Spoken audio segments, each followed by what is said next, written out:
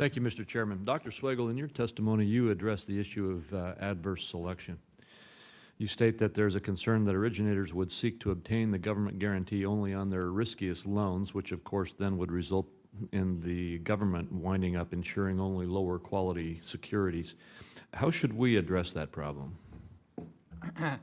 Thank you. Adverse selection is a problem anytime there's a government guarantee. Whether the capital requirement is 10% or 5%, you have the same problem with adverse selection. And the industry, of course, will want to have its riskiest loans covered by a guarantee. So it's critical to have a strong regulator, an independent regulator who maintains high underwriting standards. Ultimately, that's the basis for protecting taxpayers.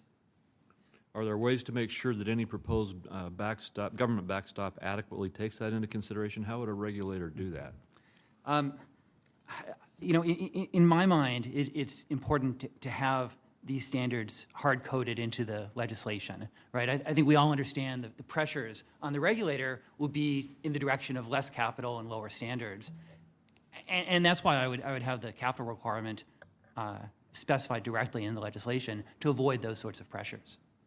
All right, and Mr. Cantor, one of the ways that we can encourage private capital in the future housing finance system is to provide markets with certainty about how any proposed risk sharing will work in practice. The FHFA recently carried out a number of transactions designed to give a better sense of how the market might price risk in the future. What can we learn from the private market's response to these transfer transactions? Well, I think we can learn that the market is very capable of measuring and taking mortgage credit risk. We estimated at AllianceBernstein that the expected loss on the stacker and cash transactions ranged between 10 to 15 basis points cumulatively over a 10-year period. So when you're thinking about a first loss buffer of 10%, that is many, many multiples of that expected loss. And so what's important is how that 10% is structured. Because in essence, what we learned is that everything above an attachment point of, say, 1.5 or 2%, everything above that point is going to be considered investment grade. That's a big deal in the fixed income markets, even after the crisis and everything that the rating agencies went through. It's still a big deal for the way we manage money. And so if everything above 2% is investment grade, it just opens up many, many more investors able to invest in the transactions. And so you want to take advantage of that. And in order to do that, you have to make it so that bond investors around the world can invest. And that's the huge advantage of doing that as opposed to an insurance company model where you know, the return on capital might be excessive, you know, because they want an equity return on capital as opposed to a bond return on capital. All right, and I think you've already answered this, but moving forward, what are the mileposts we should be looking for to assure that markets are comfortable with the system?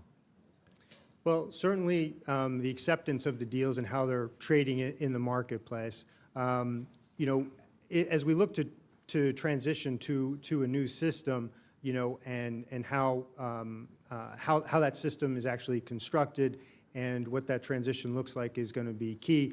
But the continuation of these deals is important, how they're priced. Are Fannie and Freddie able to open up new markets? So, for instance, are they going to be able to actually transfer risk away from the bond market even and actually into the property and casualty insurance market, right, or reinsurance market as another outlet for this risk? So the more places you're able to place this risk, you know, the better and more resilient the private market capital system will be. All right, and just quickly, the S-1217 framework has approved bond guarantors as well as capital markets executions, such as senior subordinate structures and credit-linked notes. Why is it important that we encourage these various sources of private capital? I think it's important because we don't actually know what the most efficient is going to be. And like Mr. Stevens mentioned, there are different FICO scores, different LTVs that are out there, and we want to leave lots of room for those types of borrowers as well. So the more options, as we go into a new system, the more options we have, the more chances we have of success and flexibility. I think the most important thing that is really in S1217 is the flexibility that it offers for all these different avenues. Thank you.